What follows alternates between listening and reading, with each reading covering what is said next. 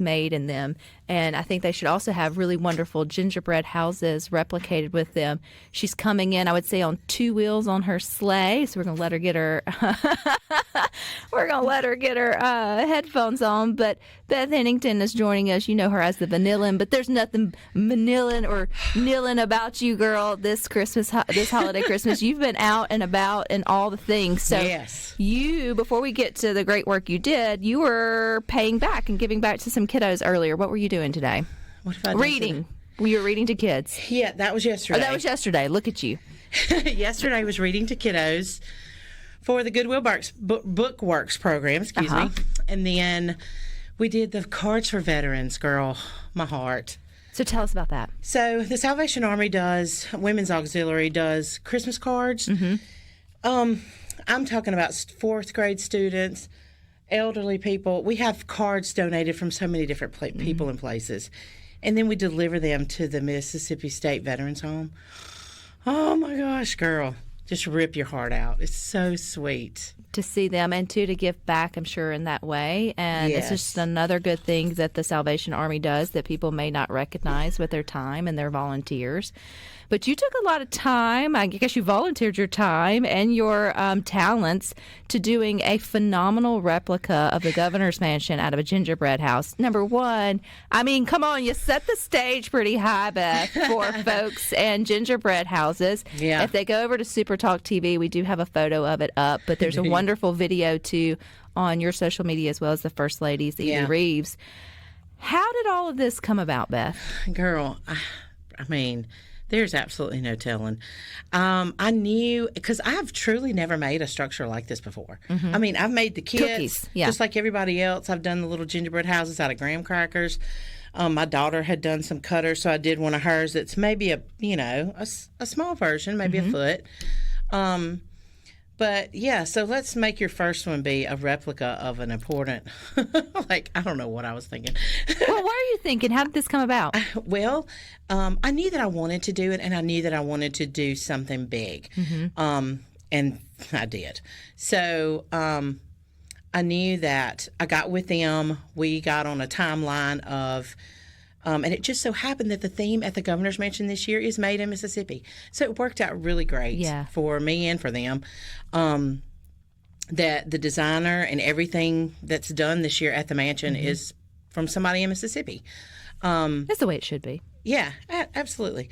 So I knew the timeline in which they needed it because they have parties there all the time, during the month. And so my schedule this season is absolutely insane, and so I knew that I had. When did you start on it?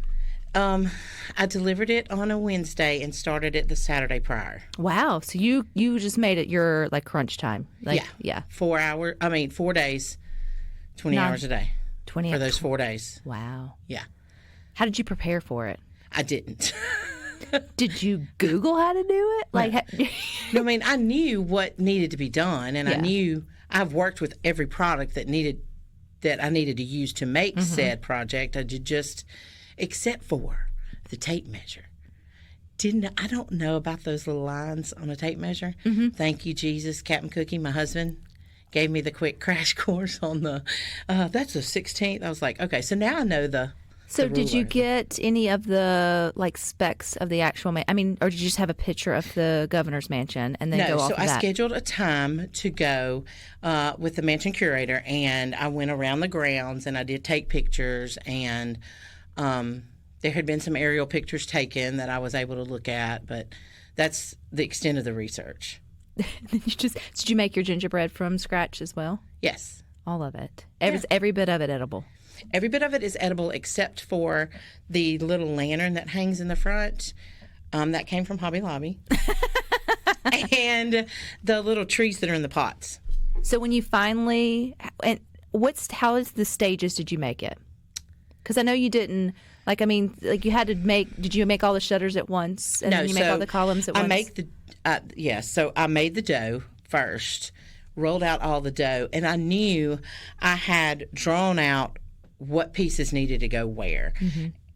And it was based on the size pan that I had and the oven space. because I have a oven at home just like everybody else has. This wasn't done in a commercial kitchen. This was done at my house in my just regular oven, just my conventional oven in my kitchen. And so I couldn't go over 20 inches and I couldn't go over 14 inches. So I had to make sure that the panels would fit. But before I did them, I made the brick impressions with a paintbrush and cut out all the windows prior to baking, baked it, then painted it with white edible food gel. And then I poured the windows are isomalt candy that is poured. And then the wreaths were made out of royal icing that dried into royal icing transferred. And I moved them onto the windows and 80 hours. I saw her post 106 shutters that you had to do, 55 windows, 56 wreaths, Beth. What was the hardest part? The ride from my home to the mansion. How many prayers did you get? A bunch. How slow did you drive? I mean, it's like my husband said, once you get to that point, like you just drive, because I mean, it is what it is. Like sometimes going slow makes it worse, you know? So we just normal. I did make him hold the lantern that kept hitting the poles. So we rode and he held the lantern on the front porch, and all of it made it, and it's beautiful, and it's up there at supertalk.fm. We've got more with Beth coming up here on Good Things, so hang out right up. And you were like, you can do that? Right? Yeah. I was like, yeah. I heard of a story of a burger place that their little coin is they have not changed their grease in like over 100 years. They add to it because obviously it goes away. Came great debate. Your eyes lit up. Yeah. It's like, oh, I don't know if that's the way. Right. If Am I happy about that? Or? But you don't use any oil in cooking in terms of with building your gingerbread house or with sort of your cookies there. But you're lots of energy in terms of using those appliances. Yeah, girl. Yeah. I know. The rolling pin alone that doesn't have handles, that's a thing. So do you keep when you're making all of your confectionery wonders during the Christmas time, is your AC set to like 60, 65 all year with your, considering your oven never stops? 58. You already know. 58. It is. My husband actually was like, Beth, I might get frostbite. I'm like, bundle up, buddy, because it's Santa season. Do you just wake up, your alarm clock go off, and you turn on the oven? Yeah.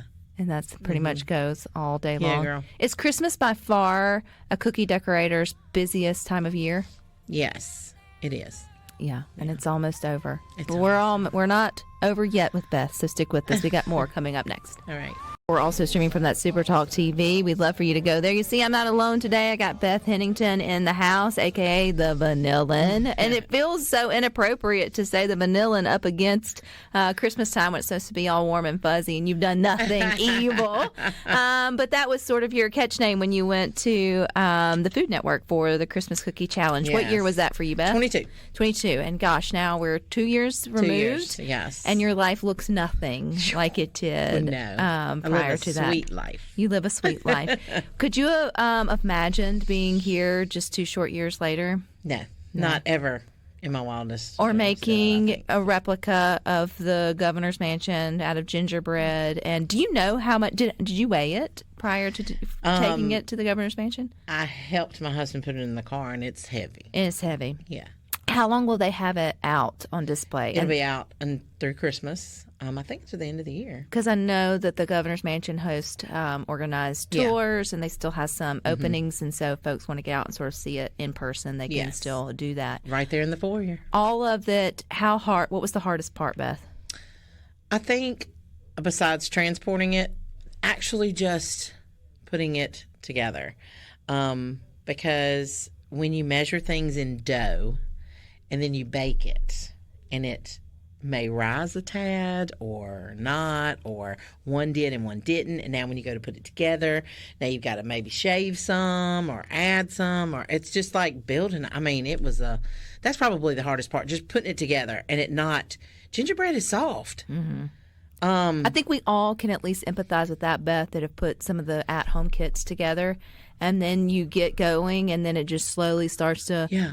So what kind of super-duper edible but glue that won't come off did you do to keep the sun gun together?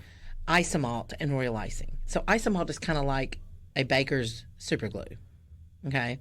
You melt it, and it literally will bond in seconds.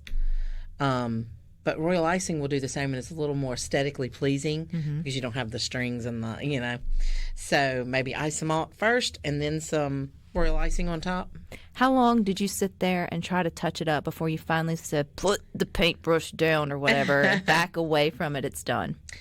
Honestly, I didn't have time to do all that. So with it starting on Saturday and then being delivered on Wednesday, I had, and especially like day 3, like literally 20 hours a day, my husband would bring me drinks. He would slide in a wrap here, or some nuggets here, eat.